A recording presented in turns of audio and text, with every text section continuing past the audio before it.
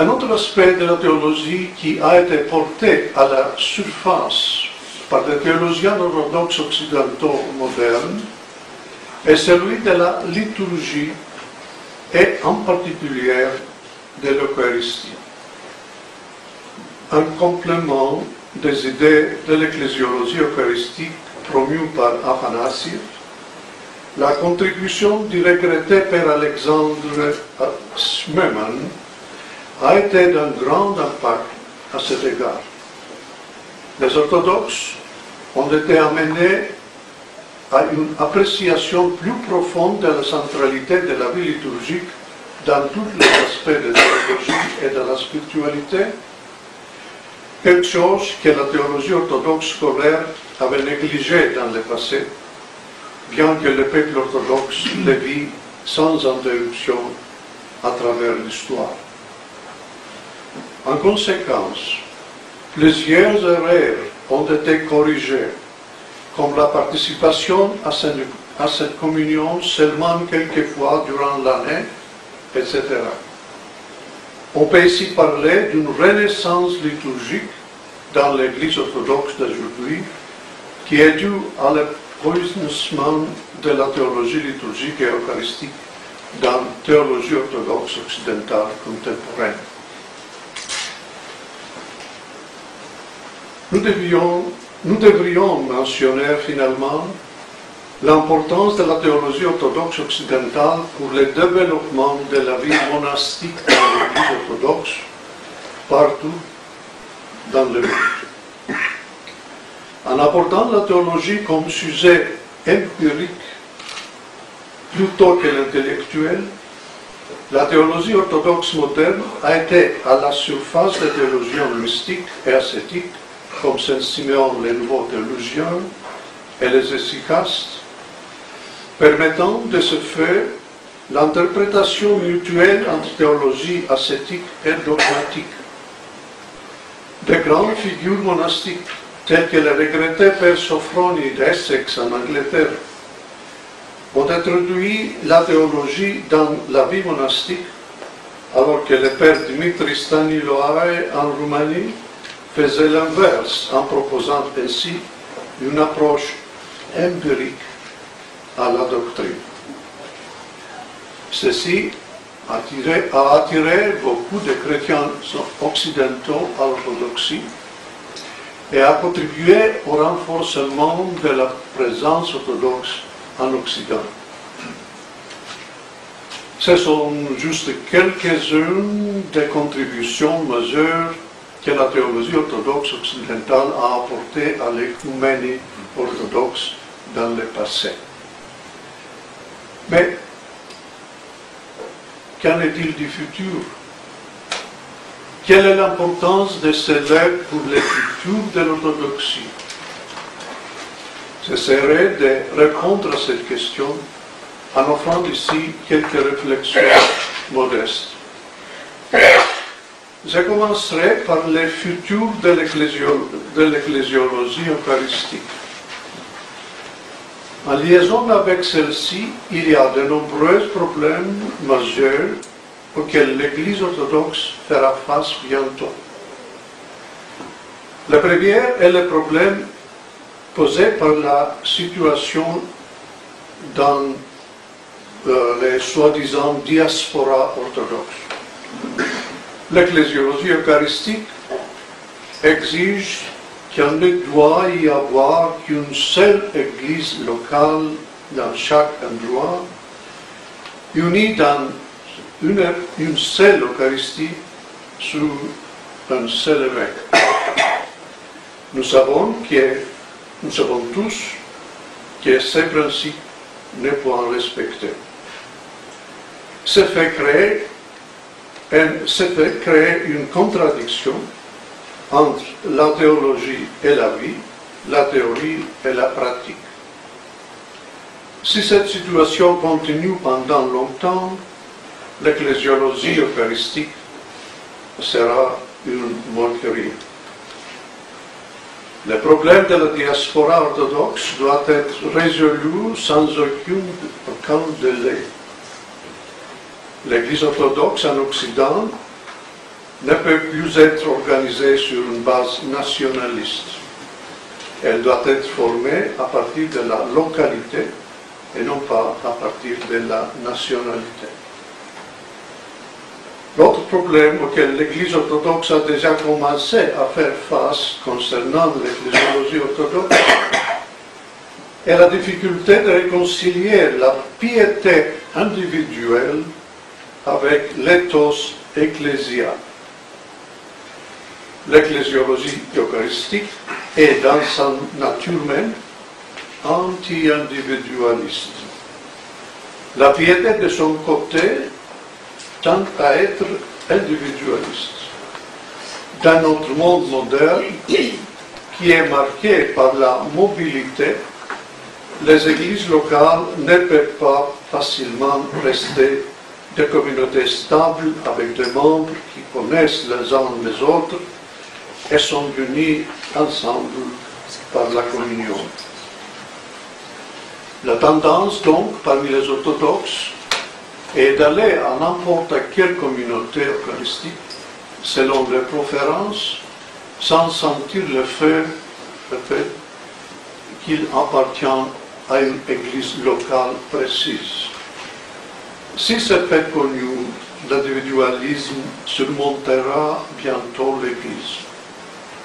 Si ça continue, l'individualisme surmontera bientôt l'Église. La dimension horizontale de l'Eucharistie et de l'Église disparaîtra. Cette désir peut être renforcé d'un autre côté. L'autorité croissante du monasticisme peut mener à rendre le ministère épiscopal superflu dans l'Église. L'ecclésiologie eucharistique, qui n'est pas centrée sur l'évêque, ceci est un des points faibles d'ecclésiologie d'Athanasiev, rend l'évêque un simple administrateur et non le proestos eucharistique. Ceci remet en cause les fondements sacramentels de l'autorité épiscopale dans l'Église et aboutit à une dichotomie entre la doctrine et le droit canon. À moins que l'Eucharistie, l'évêque et l'Église locale soient interdépendants, l'ecclésiologie eucharistique peut devenir un vrai danger pour l'Église orthodoxe à l'avenir. Les observations semblables peuvent être faites du point de vue de l'unité de l'Église au niveau régional et universel. Si l'ecclésiologie eucharistique est limitée à l'Église locale, nous devrons considérer l'unité ecclésiale au niveau des régions géographiques plus larges comme une simple question d'administration.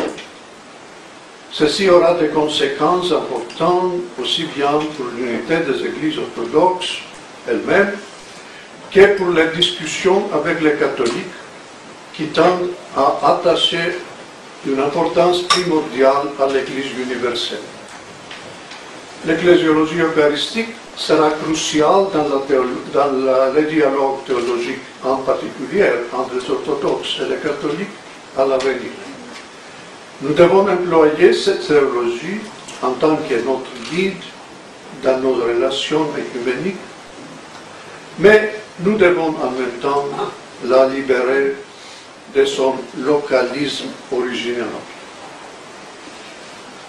Maintenant, le futur qui est déjà devant nous apporte avec lui de nouveaux problèmes que la théologie orthodoxe n'a pas affrontés dans le passé.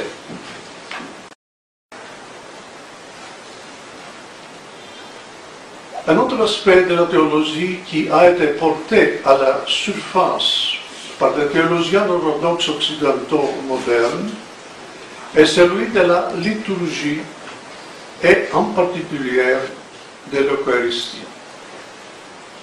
Un complément des idées de l'ecclésiologie eucharistique promues par Aphanasie, la contribution du regretté Père Alexandre Schmemann a été d'un grand impact à cet égard. Les orthodoxes ont été amenés à une appréciation plus profonde de la centralité de la vie liturgique dans tous les aspects de la théologie et de la spiritualité, quelque chose que la théologie orthodoxe scolaire avait négligé dans le passé, bien que le peuple orthodoxe le vit sans interruption à travers l'histoire. En conséquence, plusieurs erreurs ont été corrigées, comme la participation à cette communion seulement quelques fois durant l'année, etc. On peut ici parler d'une renaissance liturgique dans l'Église orthodoxe d'aujourd'hui qui est due à l'épanouissement de la théologie liturgique et eucharistique dans la théologie orthodoxe occidentale contemporaine. Nous devrions mentionner finalement l'importance de la théologie orthodoxe occidentale pour le développement de la vie monastique dans l'Église orthodoxe partout dans le monde. En apportant la théologie comme sujet empirique plutôt que l'intellectuel, la théologie orthodoxe moderne a été à la surface des théologiens mystiques et ascétiques comme Saint-Siméon, les nouveaux théologiens, et les hesychastes, permettant de ce fait l'interprétation mutuelle entre théologie ascétique et dogmatique. De grandes figures monastiques, telles que le regretté Père Sophroni d'Essex en Angleterre, ont introduit la théologie dans la vie monastique, alors que le Père Dimitri Staniloae en Roumanie faisait l'inverse en proposant ainsi une approche empirique à la doctrine.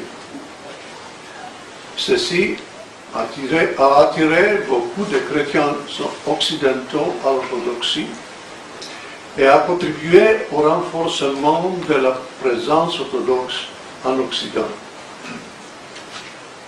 Ce sont juste quelques-unes des contributions majeures que la théologie orthodoxe occidentale a apportée à l'écuménie orthodoxe dans le passé. Mais qu'en est-il du futur? Quelle est l'importance de ces lettres pour le futur de l'orthodoxie? J'essaierai de répondre à cette question en offrant ici quelques réflexions modestes. Je commencerai par le futur de l'ecclésiologie eucharistique. En liaison avec celle-ci, il y a de nombreux problèmes majeurs auxquels l'Église orthodoxe fera face bientôt. Le premier est le problème posé par la situation dans les soi-disant diaspora orthodoxe. L'ecclésiologie eucharistique exige qu'il ne doit y avoir qu'une seule église locale dans chaque endroit, unie dans une seule Eucharistie sous un seul évêque. Nous savons tous que ces principes ne peuvent respecter. Ce fait créer une contradiction entre la théologie et la vie, la théorie et la pratique. Si cette situation continue pendant longtemps, l'ecclésiologie eucharistique sera une moquerie. Le problème de la diaspora orthodoxe doit être résolu sans aucun délai. L'Église orthodoxe en Occident ne peut plus être organisée sur une base nationaliste. Elle doit être formée à partir de la localité et non pas à partir de la nationalité. L'autre problème auquel l'Église orthodoxe a déjà commencé à faire face concernant l'ecclésiologie orthodoxe est la difficulté de réconcilier la piété individuelle avec l'éthos ecclésial. L'ecclésiologie eucharistique est dans sa nature même anti-individualiste. La piété de son côté tend à être individualiste. Dans notre monde moderne, qui est marqué par la mobilité, les églises locales ne peuvent pas facilement rester des communautés stables avec des membres qui connaissent les uns les autres et sont unis ensemble par la communion. La tendance donc parmi les orthodoxes est d'aller à n'importe quelle communauté eucharistique selon leurs préférences sans sentir le fait qu'il appartient à une église locale précise. Si c'est fait connu, l'individualisme surmontera bientôt l'église. Si ça continue, l'individualisme surmontera bientôt l'Église. La dimension horizontale de l'Eucharistie et de l'Église disparaîtra. Ce désir peut être renforcé d'un autre côté. L'autorité croissante du monasticisme peut mener à rendre le ministère épiscopal superflu dans l'Église. L'ecclésiologie eucharistique, qui n'est pas centrée sur l'évêque, ceci est un des points faibles d'ecclésiologie d'Athanasiev, rend l'évêque un simple administrateur et non le proestos eucharistique. Ceci remet en cause les fondements sacramentels de l'autorité épiscopale dans l'Église et aboutit à une dichotomie entre la doctrine et le droit canon. À moins que l'Eucharistie, l'évêque et l'Église locale soient interdépendants, l'ecclésiologie eucharistique peut devenir un vrai danger pour l'Église orthodoxe à l'avenir. Les observations semblables peuvent être faites du point de vue de l'unité de l'Église au niveau régional et universel. Si l'ecclésiologie eucharistique est limitée à l'Église locale, nous devrons considérer l'unité ecclésiale au niveau des régions géographiques plus larges comme une simple question d'administration. Ceci aura des conséquences importantes aussi bien pour l'unité des églises orthodoxes elles-mêmes que pour les discussions avec les catholiques qui tendent à attacher une importance primordiale à l'Église universelle. L'ecclésiologie eucharistique sera cruciale dans les dialogues théologiques, en particulier entre les orthodoxes et les catholiques à l'avenir. Nous devons employer cette théologie en tant que notre guide dans nos relations écuméniques, mais nous devons en même temps la libérer de son localisme original. Maintenant, le futur qui est déjà devant nous apporte avec lui de nouveaux problèmes que la théologie orthodoxe n'a pas affrontés dans le passé. Permettez-moi de mentionner ici quelques-uns parmi eux et soulever la question de la pertinence de l'héritage de la théologie orthodoxe occidentale pour leur affrontement. Il y a en premier lieu la transformation rapide des sociétés occidentales en des communautés multiculturelles. La théologie orthodoxe doit faire face au fait que les prétendues nations orthodoxes pures n'existeront plus. L'orthodoxie occidentale, qui a appris à exister dans un milieu non orthodoxe, doit enseigner au reste des églises orthodoxes non seulement comment vivre, mais également comment influencer leur environnement non orthodoxe. Le dialogue œcuménique, qui est une condition sine qua non pour la théologie orthodoxe à l'avenir, sera une condition sine qua non pour l'avenir. Elle doit éventuellement inclure non seulement les chrétiens, mais aussi les autres religions. Autrement, l'Église orthodoxe sera transformée en ghetto, incapable de jouer un rôle dans la société. Dans ce but, la théologie orthodoxe doit être préparée d'interpréter sa foi en termes existentiels. Deux secteurs en particulier réclament immédiatement une telle interprétation. L'un est en rapport aux besoins existentiels de la personne humaine. Il y a un souci croissant concernant le respect de la dignité et de la liberté humaine dans notre époque, dû au développement de la technologie et de la science. Le sujet crucial de la théologie dans notre temps devrait être la signification de la personne.